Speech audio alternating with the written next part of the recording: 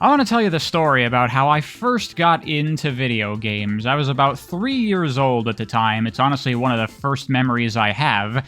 And I was born in 95, so it was around 1998, and my dad was very techie, which still wasn't super common at that time, and he set me up with my own computer, and on that computer, he had set up an emulator that had every single Sega Genesis game on it. I didn't know that it was an emulator or that it was all pirated games. I didn't know anything about anything. I was 3 years old. It was just this program on the computer that would allow me to play games. And so I kind of started a little bit behind the times, because 98, the Genesis was old news by that point. No one was really playing Genesis games at that point, because everyone had moved on to, N64, PS1, whatever, but I didn't even know those things existed at the time. I was just playing games. Similarly, I didn't know what was popular, what was good, what was bad. I didn't even know what any of the games were going into them because it was just a list of game titles and I didn't know what was what. In fact, I didn't even know how to read at the time, so all of the game titles were just gibberish to me. However, my parents did teach me how to spell my own name, and my name starts with an S. So when I saw this giant list of text and I didn't know what any of it was, I just went to the S's because it was the only thing I could really recognize, and I just randomly picked one of those games. And it turns out the first video game that I ever played was Sonic 3, and the rest is history. But it's not as if Sonic was the only thing I played on that emulator. I had hundreds and hundreds of games to choose from, and I played on that emulator, on that computer, so much as a young child.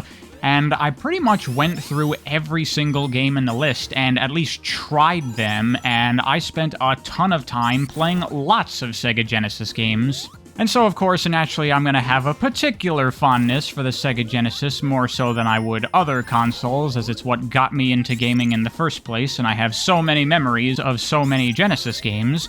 And so, in this video, I want to talk about some of my favorite Sega Genesis games, so we're going to do a top 10. But a couple of rules I'm putting into this system to make things a little bit more interesting. One, it has to be exclusives. If it was on another console at the same time, then I'm not going to count it, because it's not necessarily part of the Sega Genesis experience. Earthworm Jim is a fairly iconic Sega Genesis game, but you could also play it on Super Nintendo, so people that didn't have Genesises could still experience the game. So I wouldn't really count it as like a defining game of the Sega Genesis. If we're talking about the Genesis and its games, then I figure we should talk about Genesis games, not just games that were out at the time. Second rule, I'm going to keep the list to one game per series just so we get some more variety in there, but in the cases where a game has multiple entries in its series, I'll talk about each of them briefly, let you know what I think of each of them, let you know which I think are the best ones, and which is the one that is getting its slot on this list. And then the third rule that I'm going with here, I'm just not going to talk about Sonic games. I've talked about the original Sonic games plenty on my channel. Everyone knows my thoughts on them. There's no point in me putting them on this list because everyone knows they're going to take the number one slot. I think it would be more interesting if we talked about other games besides just Sonic for this. Also, one last thing, obviously, this is my list and my opinion, and so of course my taste in games is going to affect this. So while there may be many great RPGs and puzzle games and shmups on the Genesis, they're not going to show up here. Expect a list that is comprised entirely of platformers, beat-em-ups, and action games. So without further ado, let's begin with my number 10 spot, which I am giving to Aladdin. This is a pretty fun game. I don't really have that much to say about it. It's just a solid, straightforward 2D platformer, and it's good. It's lower on the list here because there are definitely some fucked up things about this game. I think it does have some bad and kind of unfair design occasionally, but overall the game is very good, and the sprite art here is just gorgeous. They got the actual Disney animators to work on this game, which is why it looks exactly like the movie. This is definitely one of the games that I would load up time and time again on that emulator after I finally learned how to read. I guess also one little note I'll make about this game is that you have the constant debate between the Genesis version and the Super Nintendo version of Aladdin, because those are two completely different games and which is better. And I'll say, while I do like the Genesis version, to me, it's no contest. The Super Nintendo game is far, far better. I think that game is pretty spectacular, which is not at all surprising because it's directed by Shinji Mikami, and he's like one of the greats when it comes to video games. But still, Aladdin on Genesis, very, very good game, very much enjoyed. Next up, we have another platformer, probably gonna be the only relatively obscure game on this list, Pulseman, which is developed by Game Freak, the studio behind the Pokemon games, actually. And upon seeing the game, you might think that this is supposed to be some kind of Mega Man ripoff type game, but it really doesn't play like Mega Man very much at all. Again, it's a fairly straightforward general 2D platformer. And overall, the design is pretty solid, it's pretty good, but the thing that I really like about the game is that it has a cool little charging system, kind of similar to Mega Man. You know, you have an attack you can do, but you can also charge it up and launch out a bigger attack. But in this game, the way you charge is not by holding the button, it's actually by running, and if you run for a while, then you'll pick up speed, and then eventually you'll, like, get a charge of electricity, which will enhance your attack, or allow you to do this, like, electrical dash move that allows you to bounce around on walls and surfaces and stuff, which is really cool. But what's extra cool is that you can double tap left or right to do a dash, and that will instantly charge you up. So there's a lot of opportunity for doing cool movement stuff in this game, dashing around and then using the diagonal electric dash to do stuff. And personally, I can't help but thinking that the diagonal dashing in this may have been part of the inspiration for Lilac's boost dash that she can do in Freedom Planet, because it's very similar, ricocheting off of surfaces and stuff. So yeah, Pulseman, very solid game, very much recommended. Unfortunately, the game is no longer available anywhere. It was on the Virtual Console back in the day, but that was taken down, so there's no way to get it anymore. But, you know, if you look around hard enough, I think you can probably find the game somewhere. For number 8, we run into the first game that is a series. I'm going to be talking about each of them a little bit, and I'm talking about the Golden Axe games. The Golden Axe games aren't the best beat-em-ups in the world, but they're not terrible. There are a lot of beat-em-ups from back in the day in the 90s, and truthfully, most of them are really not very good. A lot of them are just too basic and uninteresting, and they don't really stand out from the crowd in any particular way, or they have a really bad game feel where, like, moving and attacking and fighting enemies, it just doesn't feel very good to do. And while Golden Axe is not the most amazing beat-em-up in the world, it does get those key elements right. I think that the combat system here is good enough that it's enjoyable, and the game feel is not bad. The game is still pretty clunky, but it's okay. Golden Axe 2, I think, is a big improvement over the first game. It just takes everything that was in the first Golden Axe and makes it better. But the real game that's getting the entry here on this list is, of course, Golden Axe 3, where they really improved things a lot. Gave all the characters much more nuanced movesets with a lot more they can do. All the characters play more differently. The combat system is more fleshed out. The enemies are more interesting. It's got a blocking mechanic, which is very rare in beat-em-ups, actually, that works pretty well. And it's even got, like, fighting game-style motions you can do to trigger special attacks with the characters, which is all really cool. It is a pretty solid beat-em-up, and I would definitely recommend it. Number 7 on this list is going to be Castlevania Bloodlines, which I really don't have almost anything to say about. It's just a solid Castlevania game. I love the Castlevania games, and particularly I love the classic-vania games. I like the Igavania, you know, Metroidvania-style Castlevanias as well, but my preference is definitely for the classic-vania, the really difficult 2D action platformers, level-based, where you gotta be very careful. To me, these games, along with, like, the NES Ninja Gaidens, they feel like the original Dark Souls games, where they're action games, but they're not the kind of games where you can, like, be careless and go crazy and just mash buttons. You gotta be very careful, very thoughtful, and really think about what you're doing and what the enemies are doing, and plan ahead and be very smart about how you play, or you're gonna get fucking annihilated. And of all the classic-vania-style games, this one is one of my favorites. I think that the level design is very good, and it's a little bit different than other Castlevania games. They get a little bit experimental with this one, and do things that you don't see in other Castlevania games, and it's all really good and really cool. So, Castlevania Bloodlines, really good game. For number 6 on this list, we have Ristar, which, once again, I don't have that much to say about it. It's just a really solid, really good 2D platformer. I'm not going to talk about it too much, because I talked about it in my video about Sonic Team's other games besides Sonic games. I'll just say here that it's really good, really well designed, really fun, really good music especially. I think everybody should play this game. It's fantastic. and I really wish they would bring Ristar back somehow. I'd love to see a modern, new Ristar game, especially if it could be like 3D. That would be so cool. I think Ristar has so much potential as a franchise, and for some reason, Sega never capitalized on it. It's very weird, if you ask me. Now on to number 5, and here is where we get to the really, really good stuff. Number 5 is Rocket Knight Adventures, and it's the first Rocket Knight Adventures. There is a second game on Genesis, and there's also a Super Nintendo game, and those are both good games as well, but I think that they're not nearly as good as the first one. I think the design in the other two is a little bit more flawed and not quite as good as the first game. There's some design decisions in there that I think is just not the best. But the first Rocket Knight Adventures game, so goddamn good. Really good platforming, but also a lot of really good set pieces here. This game is always changing up what you're doing. It's not just platforming in different levels with different gimmicks. Like, sometimes you're riding on a minecart, sometimes you're flying through the air doing like a shmup kind of thing. Sometimes you're wading through water in a 3D section where you can move up and down.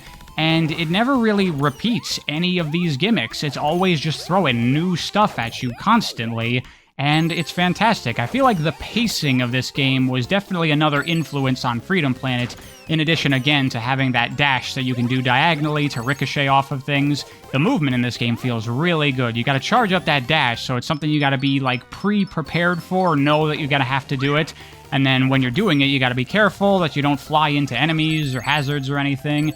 But it's really fun. You can use it to go really fast through the level and do lots of precise stuff. It is great. This game is so much fun. And the saddest thing of all about it is that for some reason, none of the original Rocket Knight games have ever been re-released, which is ridiculous considering how amazing these games are. People are being deprived of the excellent of Rocket Knight Adventures, and that is not okay. Can someone please make a spiritual successor to Rocket Knight Adventures or something? That would be great.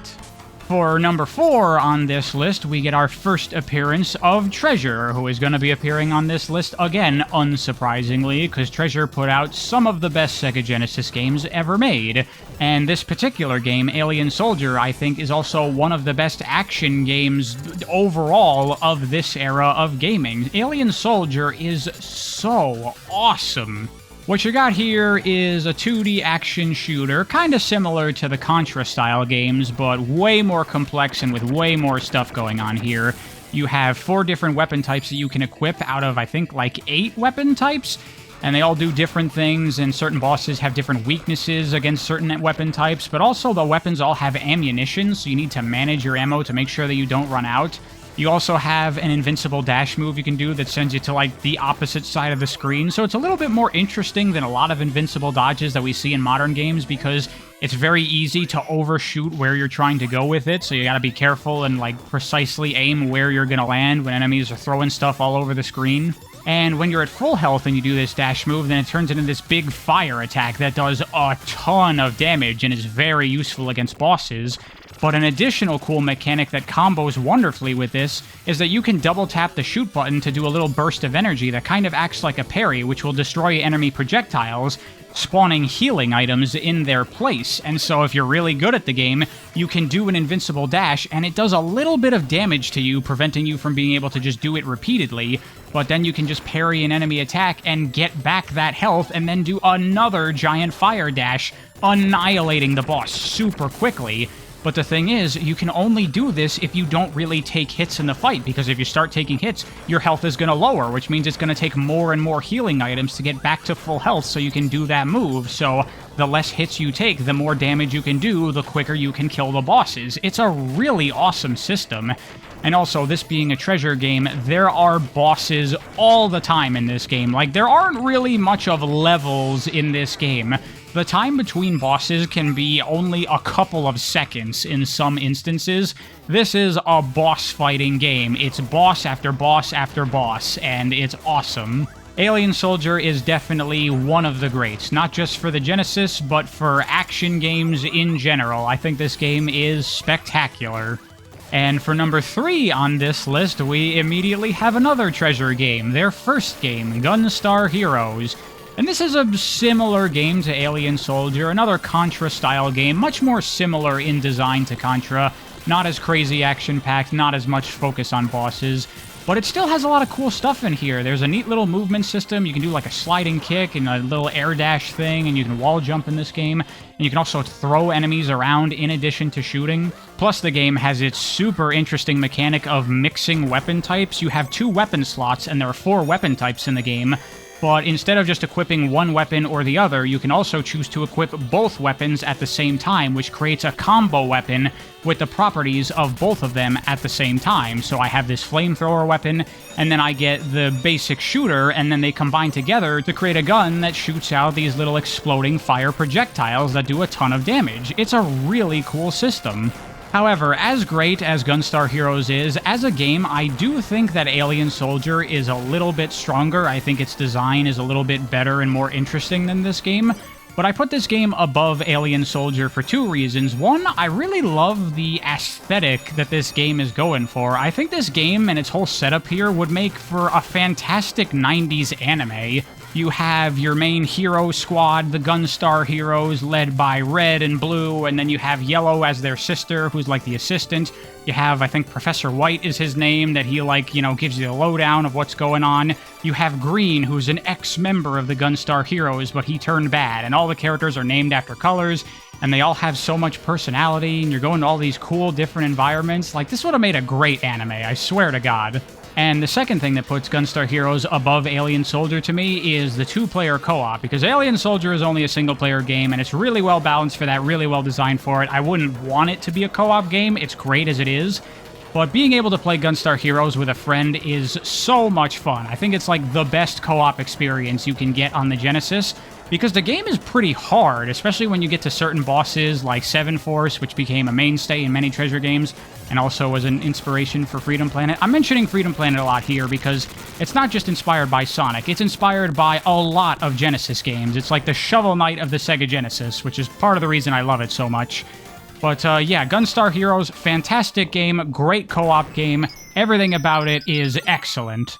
And for those that aren't aware, there's actually a kind of sequel, reboot, remake thing of Gunstar Heroes on the GBA called Gunstar Super Heroes, which is very unknown and very underrated. I think it's a pretty good game. It's very different than the original Gunstar Heroes, but I would recommend it if you're a fan of the first game, because it's got a lot of the same good stuff there. Now, for the number 2 slot, we get to the Shinobi series, and there's multiple Shinobi games on Genesis, like Shadow Dancer, which is kind of an adaptation of the arcade game Shadow Dancer, but it's not an exact port. It is a different game. They, like, reimagined Shadow Dancer for the Genesis, and it's pretty good. It's a solid game. It's very, very hard, so if you're up for a challenge, I would recommend it. Similar goes for Shinobi 2. Very, very hard game. Again, kind of similar to Castlevania in that it has that kind of Dark Souls appeal to it, where you gotta be very careful or else you're gonna get your ass kicked. But I personally feel that Shinobi 2 is not super well designed in some areas. There is quite a bit about this game that I find to be a bit annoying and unfair. But overall, I do still think it's a fun game. But of course, when I say Shinobi on the Genesis, we all know that I'm gonna be talking about Shinobi 3. Shinobi 3 is the sickest game on the Genesis. This is the first game that I think I ever played where I was like, whoa, this game is really awesome, and really gave me that hankering for really cool, awesome, fast-paced, difficult action games. Shinobi 3 basically takes everything that Shinobi 2 was doing and improves it tenfold over, and pretty much gets rid of all of the problems that Shinobi 2 had. This game now is very well designed and very, very fun. You can run, you can do a diving kick, which is very helpful and was something that I felt was lacking in Shinobi 2. And you definitely still have to be very careful in Shinobi 3, but you can also be a little bit more daring and bold. The game in general is just more fast-paced and action-packed, and it allows for you to blast through things without being quite as afraid for your life that you're going to get your ass blown out by something you didn't see coming. It also helps that thanks to emulators, you can play Shinobi 3 in widescreen, giving you more time to see what's coming up. Shinobi 3 is such a good game, man, and honestly, in general, I feel like the Shinobi series is extremely underrated for how good it is. There are so many games in this series that are, like, majorly kick-ass. Some of the best action games I've ever played. Shinobi 3, Shinobi on PS2, that game is fucking awesome. The Shinobi on 3DS is also really, really good. This game routinely puts out banger after banger, and yet it doesn't really have that much fanfare around it. It's not that popular, they don't really make games for it anymore, and that is such a shame. I would love the developers that did Streets of Rage 4. I think they could make a kick-ass Shinobi game if Sega let them. Speaking of Streets of Rage, this now takes us to the #1 slot on this list, the Streets of Rage series. But which Streets of Rage game is #1? Of course, you have the original Streets of Rage, which is a fantastic game, and this game stands as a testament to what I was saying earlier about how there's so many beat-em-ups from back in the 90s that don't really do anything that different or unique or interesting or cool. In a way, Streets of Rage is also true to that. In many ways, it is just a Final Fight ripoff, like almost every beat-em-up was. But the thing about Streets of Rage is that it takes the Final Fight formula and it expands upon it and it improves it. It adds so many mechanics to it that increases the depth and challenge of the game and makes it so much more interesting and nuanced. I think it is very easy to say that Streets of Rage stands head and shoulders above every single other beat-em-up from back in the day. It is absolutely fantastic. But you know what's also fantastic? Streets of Rage 2, which adds even more to the Streets of Rage formula and makes it even more nuanced and even more complex with even more things you can do.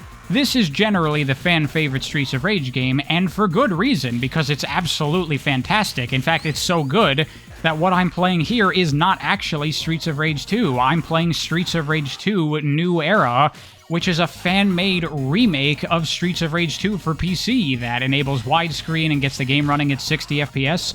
It also adds some extra content and some refinement to the game, and it just makes it all around better. And clearly the game has to be fucking amazing if someone is going to go out of their way to make a fan remake of Streets of Rage 2. So yeah, this game is pretty excellent to say the least. Well, you know what's also excellent? Streets of Rage 3. This game adds even more to the Streets of Rage formula.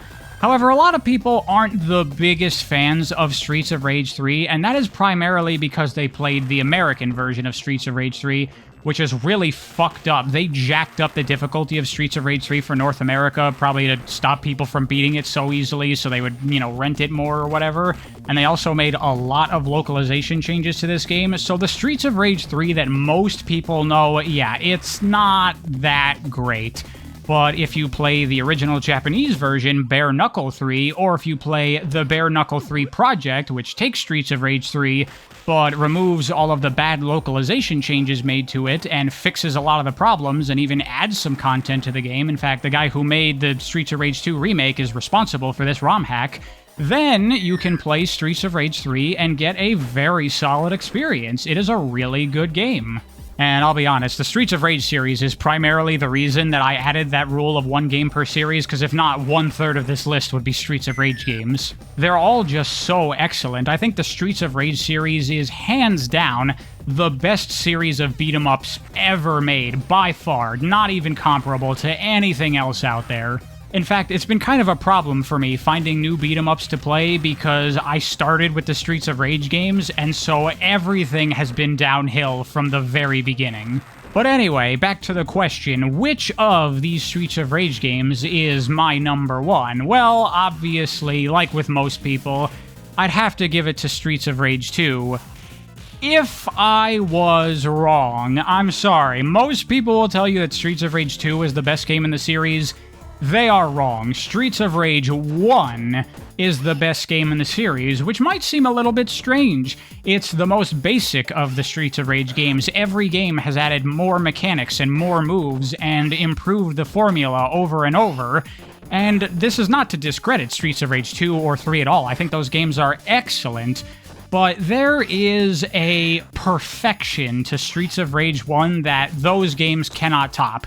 This game is so exquisitely well-designed and well-balanced. All of the mechanics work together perfectly. The design is so refined, so good. All of the different enemy types, they are so fun to fight, but also there is an insane amount of strategic depth to Streets of Rage 1. Trying to get through this game and not get hit too much and not dying so you can actually beat it, It requires really understanding the enemy behaviors, what you can do, what the enemies can do, and knowing how to manipulate the enemies to keep yourself out of really bad, really dangerous situations. One of the things that a lot of people probably don't like about Streets of Rage 1 that I do like is that it doesn't have that invincible get-off-me move that a lot of beat-em-ups have.